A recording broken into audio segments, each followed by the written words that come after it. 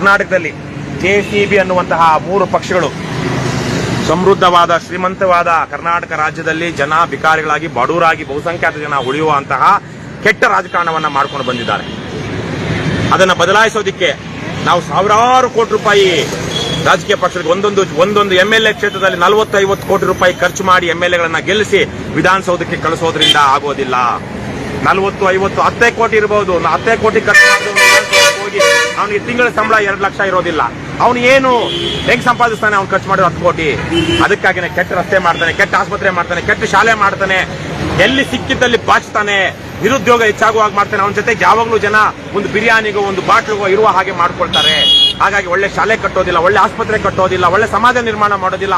ಅವರಿಗೆ ನಾವು 10 ಕೋಟಿ ಹಾಕಿದ್ದೀನಿ, ಅದ್ರ ಪಕ್ಕದಲ್ಲಿ 1 ಅಥವಾ 2 ಸೊನ್ನೆಗಳು ಬೇಕು. 100 ಕೋಟಿ 1000 ಕೋಟಿ ನಾನು 5 ವರ್ಷದಲ್ಲಿ ದುಡಿಬೇಕು. ದುಡಿದಿದ್ದಾರೆ.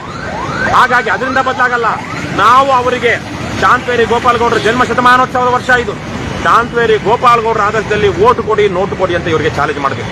ಹೇಗೆ ಶಾಂತವೇರಿ ಗೋಪಾಲಗೌಡರು 62ನೇ ಇಸ್ವಿನಲ್ಲಿ ಅವರು ಚುನಾವಣೆಗೆ ನಿಂತಾಗ ತೀರ್ಥಹಳ್ಳಿ ಸಾಗರ ಭಾಗದ ಜನ ತಾವೇನೆ ಹಣ ಕೊಟ್ಟು ದೇಣಿಗೆ ಕೊಟ್ಟು ಅವರನ್ನ ಗೆಲ್ಲಿಸ್ಕೊಂಡು ಬರ್ತಾರೆ. ಯಾರ ವಿರುದ್ಧ? ಆ ಭಾಗದ ಅತ್ಯಂತ ಶ್ರೀಮಂತ ವ್ಯಕ್ತಿ, ಕಾಂಗ್ರೆಸ್ ಪಕ್ಷದಿಂದ ನಿಂತಿದ್ದಂತ ಆಗಿನ ಕಾಲದಲ್ಲಿ ಕಾಂಗ್ರೆಸ್ ಪಕ್ಷ ಅಂದ್ರೆ ಕಣ್ಣು ಮುಚ್ಕೊಂಡು ಜನ ಓಟ್ ಹಾಕ್ತಿದ್ದಂತ ಸಂದರ್ಭದಲ್ಲಿ ಕಾಂಗ್ರೆಸ್ ಪಕ್ಷದ ಸ್ಪರ್ಧಿ ಬಹಳ ಅತ್ಯಂತ ಶ್ರೀಮಂತ ಹುರಿಯಾಳು, ಅವರ ವಿರುದ್ಧ ಸಾಮಾನ್ಯ ವ್ಯಕ್ತಿ